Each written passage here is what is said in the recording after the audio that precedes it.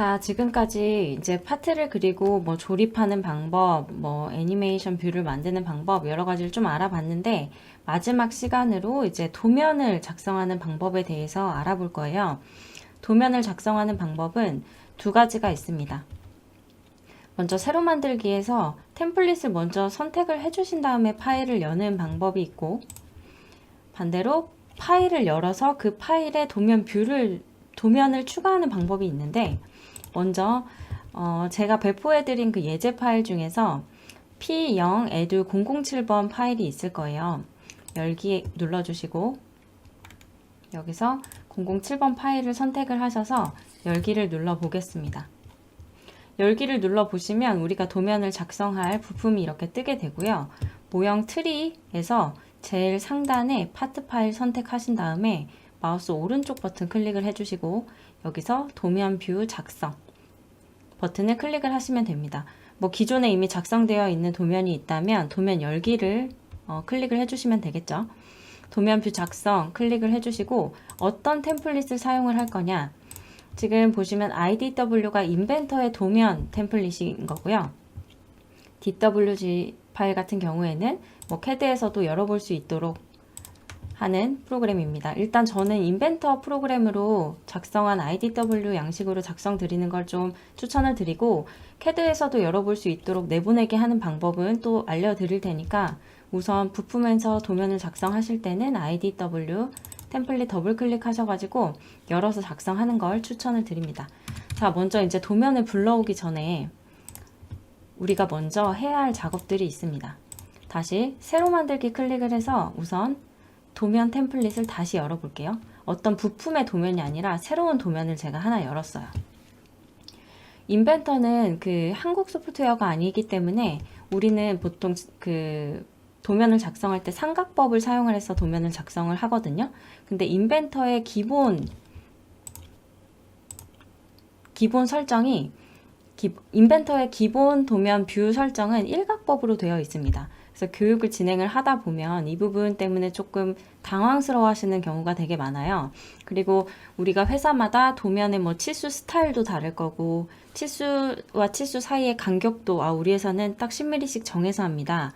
뭐 이런 식으로 좀 많이 다를 텐데, 그 부분 세팅하는 방법에 대해서 제일 먼저 설명을 드릴게요. 우선 관리 탭에 가셔서 스타일 편집기라는 이곳에서 모든 도면의 스타일을 다 제어를 하실 수가 있습니다. 스타일 편집기 클릭을 해주시고요.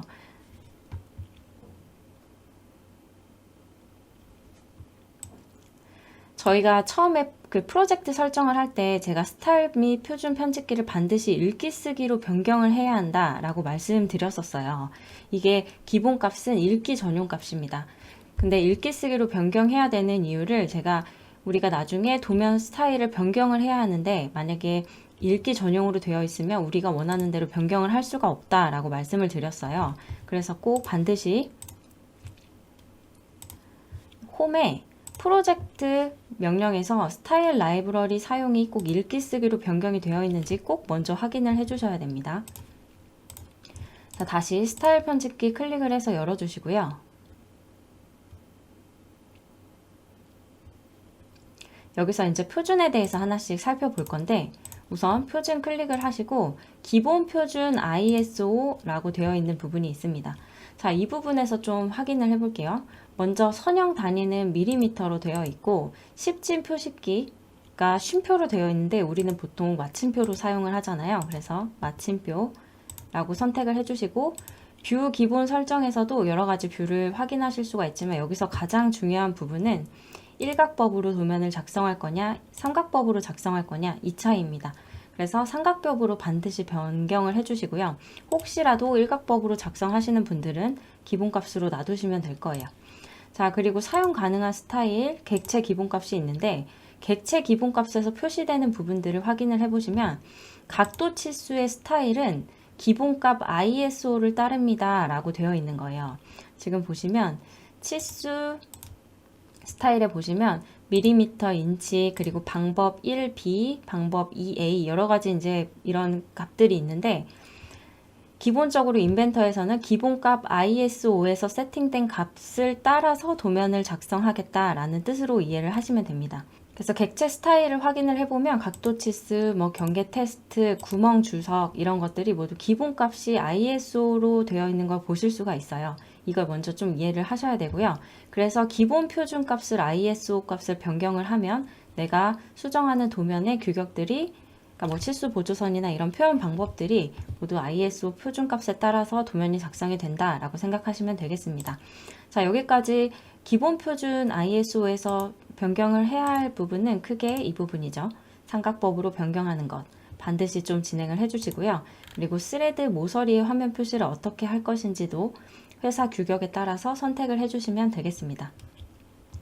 자, 그리고 이번에는 품번기호 ISO 값으로 이동을 해볼게요. 품번기호가 어떻게 표시가 되는지. 품번기호를 사용하시는 그 품번기호의 쉐이프는 보통 많이 사용하시는 게 첫 번째, 풍선 안에 부품 번호가 있는 원형 1 항목입니다. 그런데 간혹 가다가 이제 항목의 부품 번호와 그리고 사용되는 수량까지 우리 회사는 같이 표현을 합니다 라고 하시는 분들도 계세요. 그런 분들은 원형 2 항목으로 하시면 위에 부품 번호와 수량이 함께 표시되도록 선택을 하실 수가 있습니다. 저는 원형 1번으로 해놓을 거고요. 원형 1번. 그리고 저장을 하고요. 그리고 중심 표식에 대해서도 변경을 하실 수가 있는데 굉장히 타이트하게 도면의 규격을 관리를 하는, 예를 들어 뭐 방위산업체나 국방 쪽에 이제 납품을 하는 곳들은 굉장히 타이트하게 이런 것들을 관리를 하고 있더라고요. 보시면 중심선이 원형에서 얼마나 더 연장되게 길이를 빼야 하는지 이런 것들도 다 여기서 하나하나 원하시는 대로 세팅을 하실 수가 있고, 그리고 가장 많이 궁금해 하시는 것들이 아무래도 치수 값이겠죠. 치수도 마찬가지로 여러 가지 규격들이 있지만 인벤터에서 지금 제 로컬에서 세팅된 값은 기본 값의 ISO 규격을 따라서 치수가 정의가 되도록 되어 있기 때문에 이 부분에서 수정을 해주시면 됩니다. 마찬가지로 단위의 10진 표시기 저는 마침표로 바꿔줄 거고요. 정밀도를 어떻게 표시를 할 건지 선택을 해주실 수도 있고, 그리고 선행, 후행을 표시할지 말지 체크를 하시면 표시를 하시는 거고, 체크가 해제가 되어 있으면 표시하지 않는다는 뜻입니다. 저는 보통 후행 0은 표시를 안 하고 작업을 하거든요. 그래서 후행 0은 체크를 해지하겠습니다.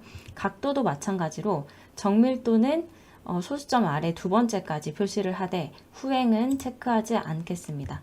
그리고 보조 단위도 인치 보조 단위 사용하시는 분들 보통 미리와 인치 같이 하시는데, 이 부분도 10진 표시기 변경하시고자 하시는 분들은 마찬가지로 여기서 변경을 해주시면 됩니다. 그리고 화면 표시 탭으로 한번 이동을 해볼게요. 화면 표시 탭으로 이동을 하면 이제 여기서부터 본격적으로 치수와 치수 사이의 간격을 어떻게 할 건지, 우리 회사는 치수와 치수 사이 간격을 무조건 8로 해요 라고 하시는 경우는 이렇게 세팅을 해 놓으시면 인벤터에서 자동으로 치수 위치를 잡아줄 때 이 해당 간격으로 잡아주게 되고요. 그리고 하나하나 보시면서 회사의 규격에 맞게 하시면 됩니다. 마찬가지로 치수 첫 번째 치수선이 부품에서부터 8mm가 떨어지게 하겠다 입력해 주시면 될 거고, 치수 보조선과 치수와의 그 사이 간격을 0.76mm로 하겠다. 이런 식으로 뭐 모든 사용자가 원하는 대로 변경을 해 주실 수가 있습니다. 마찬가지로 치수 보조선의 화살표도 변경을 해 주실 수가 있고, 보통 다 체음으로 작업을 하시지만 혹시 아니신 경우에는 여기서 형태도 바꿔주시고 크기도, 화살표의 크기도 변경을 해 주실 수가 있습니다. 그리고 텍스트 부분을 한번 살펴볼게요. 텍스트 부분. 저는 예전에 그 현업에서 설계를 할 때 모든 치수를 다 수평으로 작업이 되게 회사 규격이 되어 있었어요. 그래서 이 부분도 회사 내규에 맞게 변경을 해주시면 되겠지만 저는 모든 글씨가 다 수평으로 이렇게 보이도록 변경을 한번 해보겠습니다. 지름도 마찬가지로 치수선 안쪽에 수평으로 표시가 되도록, 반지름 치수 보조선은 꺾인 선으로 하겠습니다. 이런 식으로 원하시는 대로 변경을 좀 해주시면 되고요. 반지름도 마찬가지로 꺾인 선으로 진행을 할 거고, 자, 이런 식으로 원하는 대로 설정을 해주신 다음에 저장을 눌러주시면 되는데요. 또 다른 것들이 있는지 한번 살펴볼게요. 옵션 쪽으로 가보니까 원점 표시기를 사용을 할 건지 말 건지도 선택을 하실 수가 있고, 반지름 치수를 입력할 때 원점까지 치수 보조선을 연장할 거냐 말 거냐, 이런 것들 다 세팅하실 수 있는 거 확인 꼭 해주시고요. 그리고 이번에는 주석하고 지시선에 대해서 좀 설명을 드릴게요. 하나하나 다 해드릴 수는 없지만 지금 보시면 이 주석에 우리가 세팅할 수 있는 값들이 굉장히 많습니다. 뭐 관통은 어떻게 표시를 할 건지, 뭐 막힌 구멍은 어떻게 표시를 할 건지 이런 식으로. 관통 같은 경우에 보시면 지름이 우선 나오고 그 뒤에 관통으로 표시를 하겠다라고 되어 있어요. 근데 예를 들어 우리 회사는 관통이라고 표시를 하지 않고 스루로 표시를 하는 경우가 있잖아요. 이런 경우는 이렇게 변경을 해주실 수 있고요. 저는 다시 원래 세팅대로 변경하도록 하겠습니다. 그리고 보시면 예를 들어 막힌 구멍을 한번 볼게요. 지름이 표시가 되고 지름 다음에 슬러시를 하나 긁고 깊이를 표현을 하겠다라고 지금 되어 있죠. 그리고 다른 것들도 카운터 보어 같은 경우에 카운터 보어에 그 지름을 표시를 하고 그리고 깊이 표시를 하겠다. 그런데 나는 홀을 먼저 표시하지 않고 카운터 보어에 자립하기 먼저 표시를 하고 싶다라고 하시는 경우에는 이렇게 복사하셔서 순서를 바꿔주실 수도 있습니다. 이 부분은 편하실 대로 입맛에 맞춰서 변경을 하시면 되겠습니다. 이 외의 부분은 저는 이제 기본값으로 작성을 할 거고요. 지시선 스타일도 마찬가지로 수평으로 되도록 변경을 해볼게요. 그리고 저장을 눌러주겠습니다. 뭐 이 외에도 텍스트는 어떻게 표현을 할 건지 되어 있고 나는 텍스트의 자리 맞추기를 중심으로 할 거고 텍스트의 글꼴은 뭘로 할 건지를 여기서 선택을 하실 수가 있어요. 저는 맑은 고딕으로 진행을 할 거고 텍스트의 높이는 3.5로 진행을 하겠습니다. 자, 이런 식으로 세팅이 끝나셨으면 저장을 눌러주시고요. 자, 그렇다면 이제 의문점이 생기겠죠. 우리 회사에서 모든 다 같은 규격을 사용을 하는데 내가 방금 이렇게 세팅했던 값을 전 설계 인원이 전부 다 세팅을 해야 하느냐라고 물어보시는 경우도 많이 있었거든요. 그런 경우는 사용하시고자 하는 규격 클릭하신 상태로 마우스 오른쪽 버튼 하시고요. 스타일 내보내기를 하실 수가 있어요. 스타일 내보내기를 하시면 STY, XML 이 포맷 형식으로 내보내기가 되고요. 내보내기 저장하셔가지고 다른 PC 사용자분께 전달을 해주신 다음에 가져오기를 통해서 그 파일을 불러오시면 해당 스타일을 복사해서 사용하실 수도 있습니다. 자, 여기까지 설명을 드렸고 저장을 눌러볼게요. 저장. 자, 그럼 우리가 스타일 편집기를 이렇게 편집을 했는데 우리가 도면을 하나하나 작성을 할 때마다 이런 작업들을 그대로 해줘야 하느냐 궁금하실 수 있는데 가장 중요한 절차가 있습니다.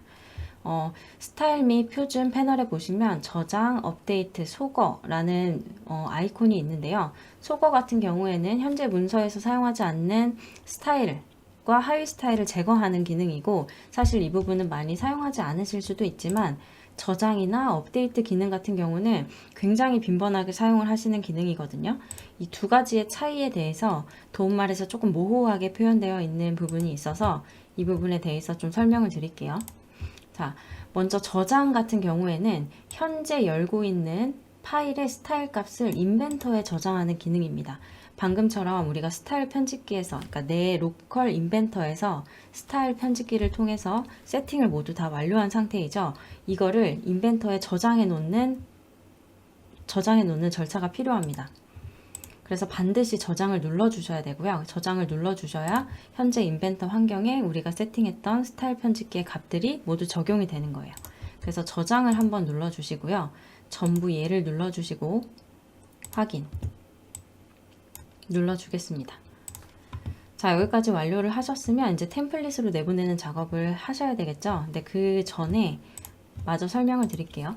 우리가 물론 로컬에서 스타일 편집기를 수정을 해서 내 PC에서만 작업을 하실 수도 있겠지만 다른 사람한테 받은 도면을 내 PC에서 수정을 하거나 검토를 해야 할 때가 있어요. 그런 경우는 다른 사람의 PC에서 세팅되어 있던 스타일 값과 그리고 지금 우리가 세팅했던 이 값이 서로 다르겠죠. 분명히 한 부분은 서로 다를 거예요. 그런 경우 맞춰주는 작업이 필요합니다. 그런데 두 가지 다시 한번 설명을 드리면 저장 같은 경우에는 다른 사람이 보내주는 도면 파일의 스타일 값을 내 인벤터에 저장하는 거예요. 내 인벤터 세팅에 저장을 하는 거고, 업데이트 같은 경우에는 다른 사람들이 보내준 도면을 내 인벤터 스타일 값으로 업데이트하는 기능입니다. 그러니까 스타일 편집기에서 우리가 최초에 저장을 하고 나면 반드시 저장 버튼을 눌러서 현재 우리가 세팅한 값이 인벤터에 저장될 수 있도록 해주시고요. 다른 사람의 보내준 도면에 만약에 내 스타일을 입히고 싶다라고 하시는 경우에는 업데이트 버튼을 통해서 진행을 해주시면 되겠습니다. 자, 저장까지 완료를 다 했고요. 이제 우리가 저장했던 이 세팅 값을 앞으로도 계속 사용을 해야겠죠. 그래서 이런 경우에는 파일에서 다른 이름으로 저장 오른쪽 화살표 확장해 보시면 템플릿으로 사본 저장이라는 명령이 있고요. 이 아이콘 클릭을 해주시고 여기에 내가 사용하고자 하는 도면 템플릿의 이름으로 저장을 해주시면 됩니다. 저는 기존에 저장되어 있던 템플릿이 있기 때문에 SCK_new라고 했고요. 회사 이름으로 하셔도 되고 알아보기 편하신 이름으로 해주신 다음에 저장을 눌러볼게요. 저장을 눌러보고 다시 새로 만들기 클릭을 해보시면 지금 조금 전에 우리가 세팅했던 이 값들이 적용된 도면 템플릿이 하나 생긴 걸 보실 수가 있고, 앞으로 도면을 생성을 하실 때는 해당 템플릿으로 진행을 해주시면 됩니다. 자, 여기까지 스타일 라이브러리, 그러니까 스타일 편집기 세팅하는 방법, 그리고 템플릿으로 내보내는 방법까지 알아봤습니다.